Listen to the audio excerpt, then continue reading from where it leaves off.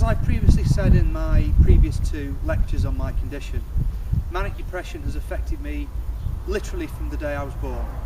From excesses of mania through hyperactivity as a child, to the terrible, terrible physical symptoms of chronic anxiety and depression during my teens, to also extraordinary things like my extremely high level of gregariousness and sociability that occurred as a result of me leaving school, to the incredible interest I found myself under when I began to study science and began to get involved with it. And in terms of carbonotropic morphology, my first ideas came to me when I was at Stockport College doing a day release, doing a BTEC National in science.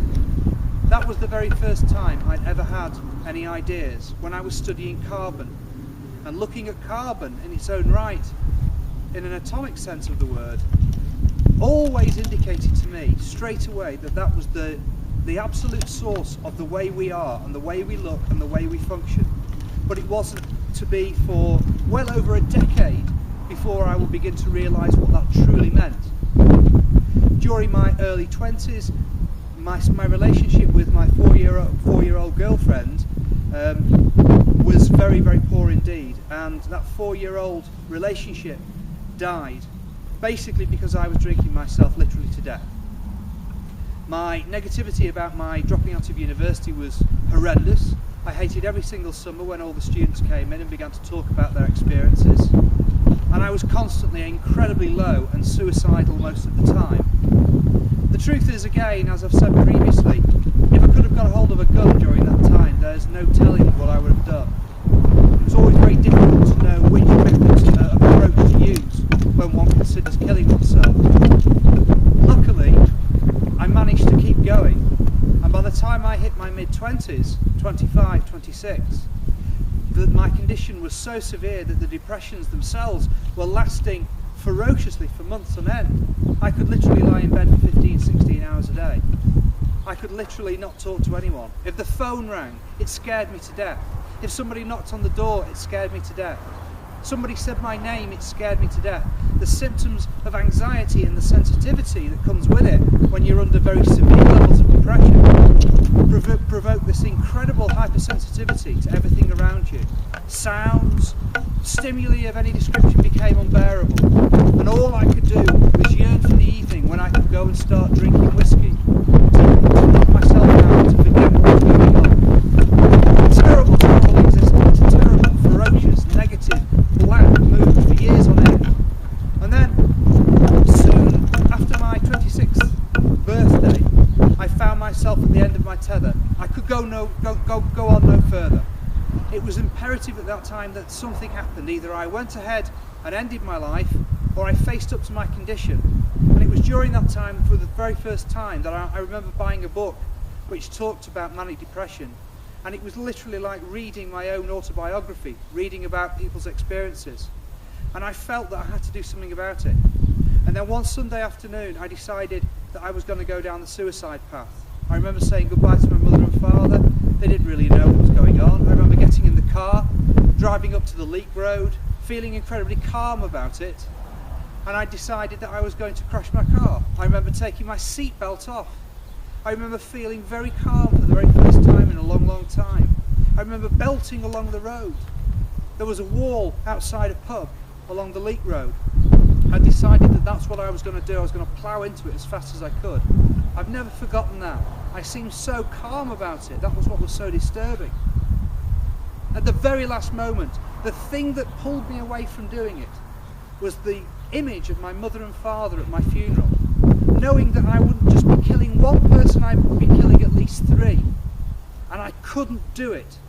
And I pulled away, and I remember my wheels hitting the curb. I could not do it.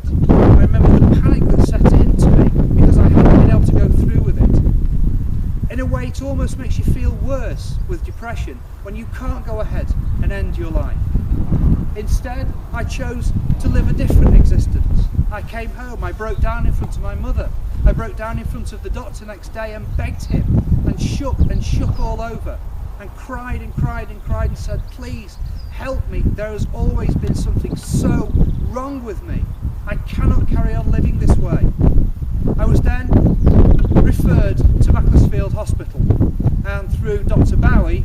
was eventually diagnosed with bipolar affective disorder and a very severe form of it. I also suffer from something called cyclothymia, which is a very rapid mood swing. My moods can literally change within a 5-minute period. It's a horrible existence to go from being very high to very low within literally minutes. In the past, I was in a situation when I lived with my mother and father where I literally found myself completely and utterly at the mercy of them. I was so vulnerable. But when I faced up to my condition, when I started to use the medication, I started to have antidepressants, and then they put me on lithium, although lithium for me is one of the most disastrous drugs I've ever had. It never did me any good. It never ever balanced me out. It only ever gave me side effects, most of which were my hands would shake. Other things as well with it that come with it are things like a grossly reduced libido, things like that. There's also a metallic taste in your mouth. A lot of the time you have to have your blood tested regularly because lithium is very toxic. It can put you into a coma, and so it's not really a good thing. But the medication started. I went on to carbamazepine. I was stabilised on that very effectively for quite a while. And before you know it, as with most mental illnesses, you find yourself suddenly facing a cocktail of medication. But my philosophy at the time was, bring it on. Give it to me, because at least I'm actually facing up to my condition for the very first time. I had the opportunity of using beta blockers for the first time and realising the immense benefit beta blockers offer to anybody with any form of severe mental illness. I therefore moved on in my life. I decided to face what I was. I was happy to have a title, and that has driven me forward into the future and into my scientific work. And I have always made manic depression the very central part of everything that I do, because it's the very essence of what I am. Mania may have driven my scientific development, mania may drive my development into the future, but I'm fortunate in that the vast majority of my life now is absent of depression and anxiety. And I decided at the end of my 20s to finally go back to university and to eliminate this terrible, terrible feeling that I was a dropout and a failure. And so my employer agreed to send me to university, and I decided to start studying biology. Having come from a background of chemistry and physics, adding biology to that, in conjunction with my design skills, produced a person with an immensely broad range of skills. And by the end of my 20s, I was really, really into biology. I was doing very well with it. I was at Manchester Metropolitan University. I got my Higher National Certificate in Applied Biological Science. I then moved on to the degree and got my degree, got a 2-1. And after that, I moved over towards becoming professionally affiliated and becoming a professional scientist, having been practicing in the field for the best part of 20 years. And that next section is where carbon enteromorphology starts to come to life.